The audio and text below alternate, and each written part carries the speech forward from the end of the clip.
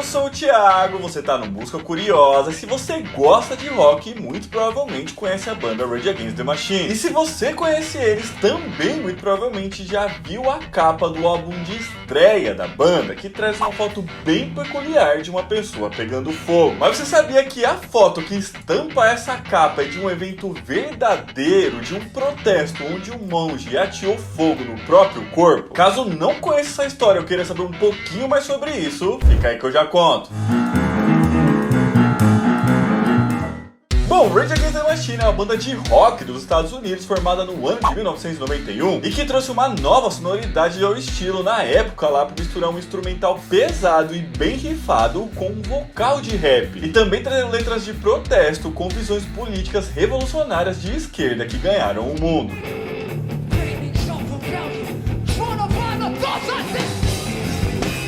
E a letra continua sendo muito celebrada e adorada por muita gente até hoje, ainda mais com todas as indas e vindas. Com eles já tendo vendido mais de 20 milhões de cópias de disco em todo o mundo, ficando na posição 33 da lista dos 100 maiores artistas de hard rock da história, feita pelo canal VH1, sendo incluídos no Hall da Fama do Rock, além de terem influenciado muito, principalmente quanto à sonoridade para o surgimento do New Metal, que inclusive a gente já contou a história no vídeo que tá aqui no card.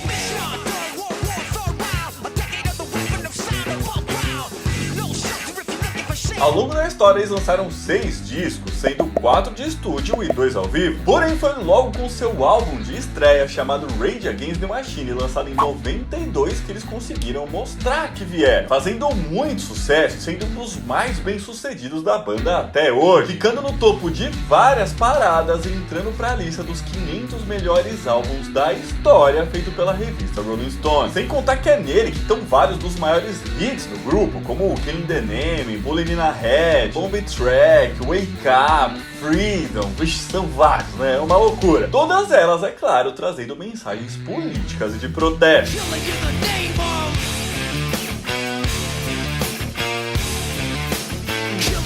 Coisa inclusive que podemos ver no próprio nome da banda, que traduzindo seria raiva contra a máquina. Máquina essa que seria o próprio sistema político em que vivemos.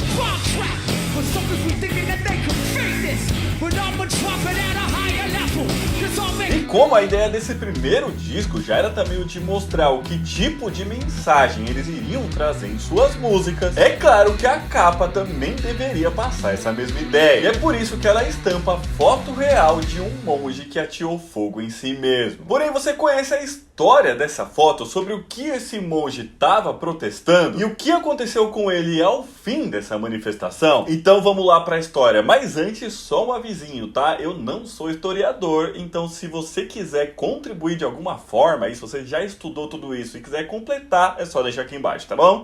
Tudo começou no ano de 1955, quando houve a divisão do Vietnã entre o Norte e o Sul. Isso durante a Guerra Fria, quando Jean-Baptiste Ngo Dinh Diem assumiu a presidência do Vietnã do Sul, com ele estando mais alinhado aos Estados Unidos e marcando seu governo pelo autoritarismo, anticomunismo, perseguição política e religiosa, além de nepotismo e corrupção. E é justamente por conta da perseguição religiosa que toda essa história aí da foto da capa acontece. Isso porque nessa época a maior parte da população do país era budista, e quando eu falo a maior parte é de cerca de 70, 90%, tá? Ou seja, era praticamente toda ela. Porém, o presidente, por conta de uma questão histórica ali da família dele, era católico. E assim, quando ele assumiu a presidência, ele começou uma perseguição religiosa contra os budistas, a fim de fazer com que o país como um todo se tornasse católico. Com essa perseguição piorando cada vez mais com o passar dos anos, ainda mais que cada vez mais o presidente Jean-Baptiste. E só uma observação, tá? O presidente é mais conhecido pelo sobrenome Ngo Dinh Diem, mas como pra mim é bem difícil ficar falando esse nome, eu vou ficar chamando ele de Jean-Baptiste mesmo, combinado? Bom, como eu disse então, com o passar do tempo, cada vez mais o presidente Jean-Baptiste ia se aproximando dos ideais dos Estados Unidos. E com isso também a perseguição religiosa contra os budistas ia aumentando cada vez mais, principalmente em cima dos monges, que eram aqueles que propagavam e viviam o dia a dia da religião, com eles tendo até mesmo que pedir autorização para que pudessem pudessem praticar a sua crença em público. Até o ponto em que no ano de 1963, que foi o ápice da chamada crise budista, que era aí essa perseguição religiosa, o governo proibiu que os budistas portassem suas bandeiras na comemoração do aniversário de Gautama Buda, porém permitiu que apenas alguns dias depois os católicos hasteassem suas bandeiras religiosas. E isso fez com que os líderes budistas então organizassem um protesto contra o governo, que terminou com a repressão bem violenta da polícia e assim com a morte de 9 civis desarmados. E depois disso, então, ainda tentando negociar, os monges budistas propuseram um acordo com o governo, pedindo liberdade religiosa, igualdade entre as religiões, a liberação do uso de bandeiras religiosas em suas demonstrações e compensações pelas vítimas do protesto, assim como a prisão dos oficiais responsáveis pelo massacre. Porém, o que eles tiveram como resposta foi apenas a indiferença do presidente, que proibiu as manifestações e ordenou que a polícia prendesse qualquer cidadão que estivesse envolvido em atos de desobediência civil. E foi justamente isso que fez com que acontecesse o protesto dos monges, que chocaria o mundo, mudaria os rumos do país, viraria uma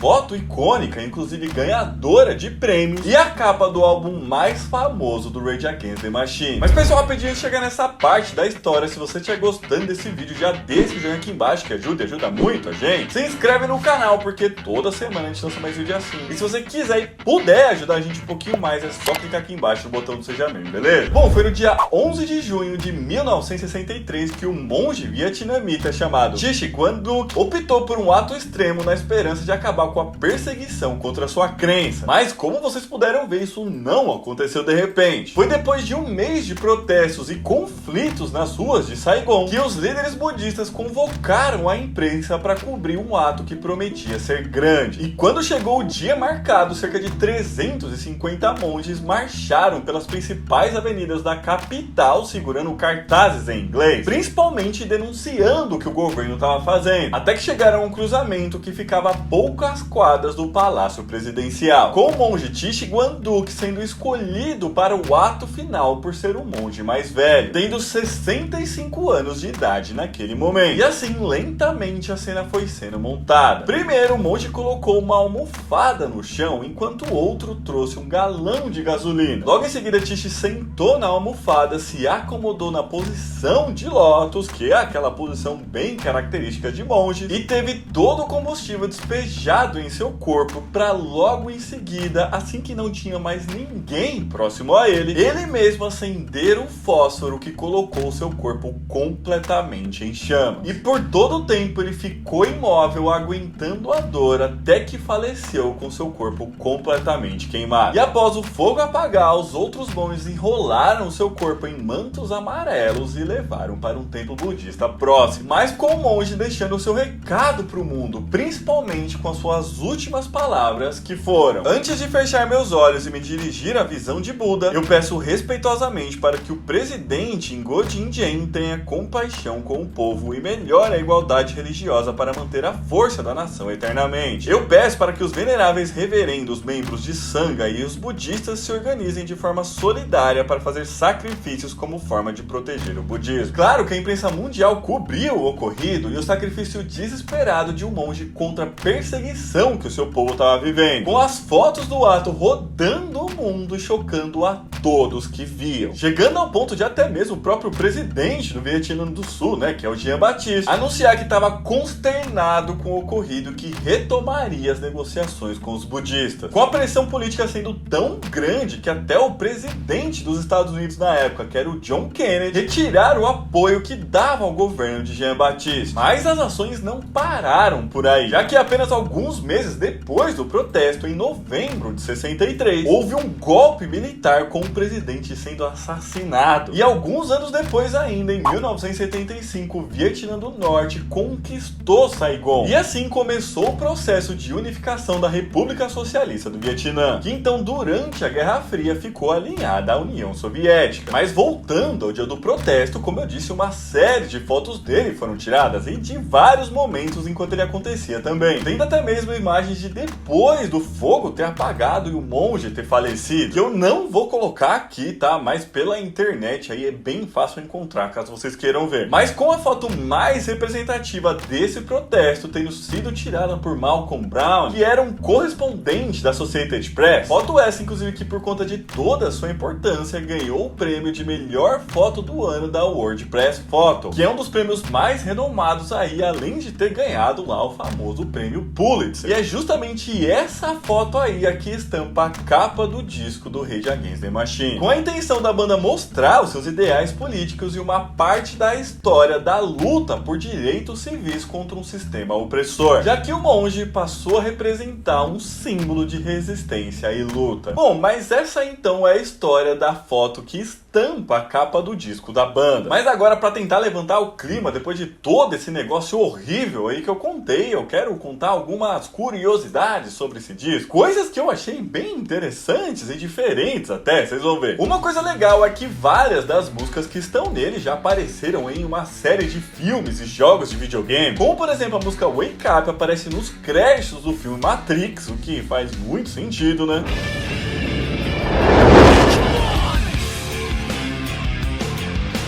E a Killing the Name está em jogos como GTA San Andreas e Guitar Hero 2, além de Guitar Hero Smash Hits.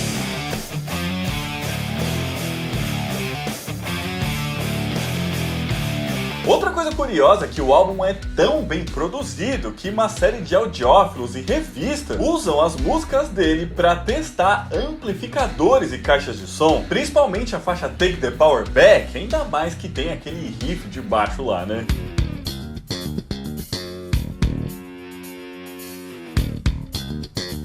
Falando nisso, o próprio encarte do disco traz a mensagem: nenhum sample, teclado ou sintetizador foi usado na produção desse disco, mostrando ali todo o orgulho que eles tiveram de fazer um som totalmente orgânico e feito por eles. Mas esse aí não foi o único recado que eles deixaram por lá não, já que também colocaram ali numa parte de agradecimentos pela inspiração, citações ao ativista do IRA, Bob Sands, que morreu fazendo uma greve de fome, e ao fundador dos Panteras Negras, Huey Newton, além de citarem o músico Ian MacKaye do Minor Threat e Fugazi. Por último, o disco ainda recebeu o famoso selo do Parental Advisory, criado por um grupo conservador para classificar produtos e obras de arte que eles consideravam inadequados para menores de idade sem supervisão dos pais, mas que acabou funcionando como uma espécie de publicidade para esses mesmos produtos. Inclusive, a gente também já contou a história desse selo no vídeo que tá aqui no card.